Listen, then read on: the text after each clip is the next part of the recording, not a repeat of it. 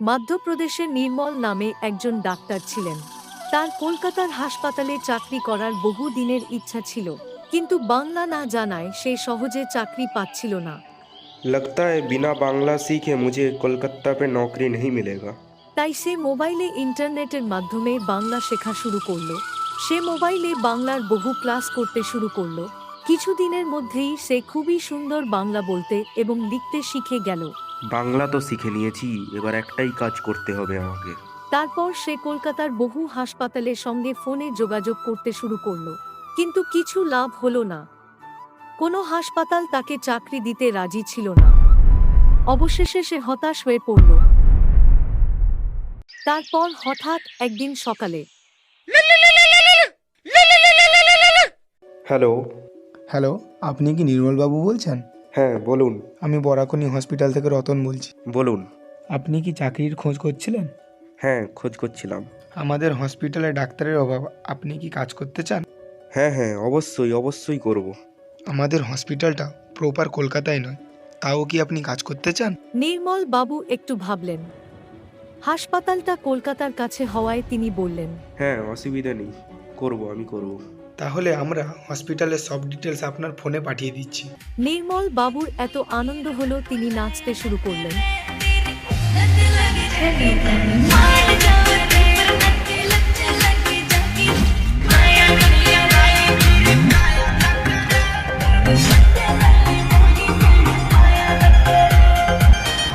নতুন চাকরির জন্য নির্মল বাবু সময় নষ্ট না করে পরের দিনের ট্রেন ধরে কলকাতার দিকে রওনা দিলেন।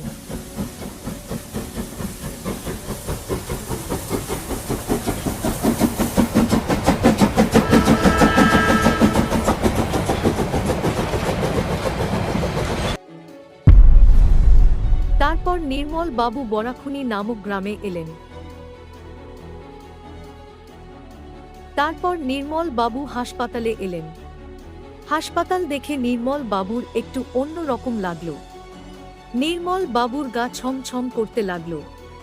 ঠিক তখনই পেছন থেকে কেউ বলল, নমস্কার নির্মলবাবু, আসুন আসুন। রতন বাবু বললেন, আপনি কালকে থেকে জয়েন করবেন তো? হ্যাঁ হ্যাঁ অবশ্যই, কালকে থেকেই জয়েন করব। স্যার আমার কেবিনটা কত নম্বর? 2 নম্বর কেবিনে। এটা বলে রতন বাবু চলে গেলেন। নির্মল বাবুও তার কেবিনে গেলেন। নির্মল বাবু ভাবতে লাগলেন, হাসপাতালটা বাইরে থেকে যতটা ভয়ানক, ভেতর থেকে ততটা সুন্দর। হোক, তাহলে কালকে থেকেই জয়েন করি। নির্মল বাবু তারপর থাকার জন্য বাড়ি খুঁজতে চলে গেলেন।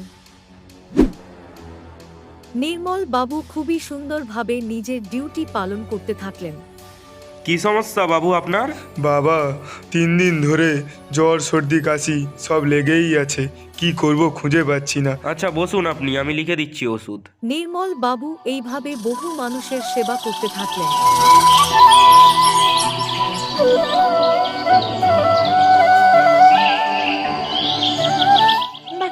ডাক্তার কাকু, আমার পাটা অ্যাক্সিডেন্টে কেটে গেছে। এটা কি কিছু করা যাবে না? আমার পাটা কি আগের মতন আর ঠিক হবে না? ডাক্তার কাকু বলুন না। আচ্ছা দেখছি আমি কি করা যায়, দেখছি। নির্মল বাবু কয়েকদিন এইভাবেই ডিউটি করলেন। তারপর হঠাৎ একদিন রতন বাবু নির্মল বাবুর কাছে এসে বললেন, নির্মল বাবু, কিছু সমস্যার কারণে আমাকে 1 মাসের জন্য দেশের বাড়ি যেতে হবে। নির্মলবাবু, আপনার হাতে পুরো হসপিটালের দায়িত্ব আমি তুলে দিয়ে গেলাম। এটা বলে রতন বাবু চলে গেলেন। ও, এত পেশেন্ট দেখলাম আজকে, চলো এবার বাড়ি যাওয়া যাক।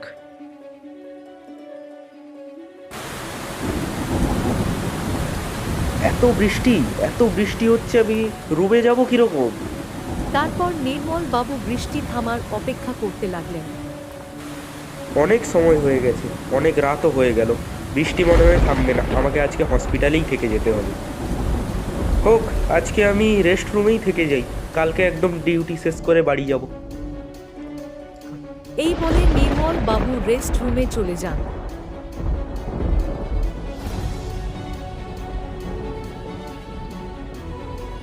তারপর কিছু সময় পর তিনি ঘুমিয়ে পড়েন।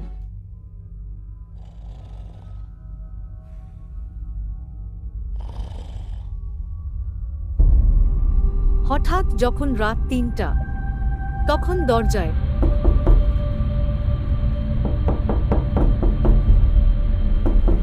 হসপিটালে তো আমি একা।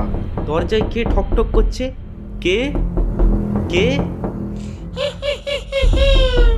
কে তুই? আমার বিছানায় ঘুমিয়েছিস কেন তুই? তোর আজকে ঘাড় মটকে আমি রক্ত চুষে খাবো। কে কে আপনি? কে? তুই আমার হসপিটালে কেন রাত্রিবেলা এসেছিস? আমার জায়গা কেন তুই দখল করেছিস বল? তোকে আজকে আমি আর ছাড়বো না। আমাকে ক্ষমা করে দাও, আমি জানতাম না এটা আপনার হসপিটাল। আমাকে ছেড়ে দাও, ক্ষমা করে দাও আমাকে। আজকে তোর আমি ঘাড় মটকে খাবো, তোকে আমি ছাড়বো না। আজকে আমি তোর আজকে রক্ত সব চুষে খাবো। কোথায় পালিয়ে যাচ্ছিস? দাঁড়া, তুই দাঁড়া। ছেড়ে দাও। নির্মল বাবু বাঁচাও, ভয়ে দৌড়াতে বাঁচাও। থাকলেন। ছেড়ে দাও আমাকে, দাঁড়া, আমাকে ক্ষমা কোথায় করে দাও। পালিয়ে যাচ্ছিস? বাঁচাও, তোকে আজকে বাঁচাও, ধরে আমি ঘাড় বাঁচাও, মটকে কেউ খাবো। আমাকে বাঁচাও। কোথায় যাবি নির্মল তুই? বাবু দৌড়াতে দৌড়াতে জ্ঞান হারিয়ে ফেললেন।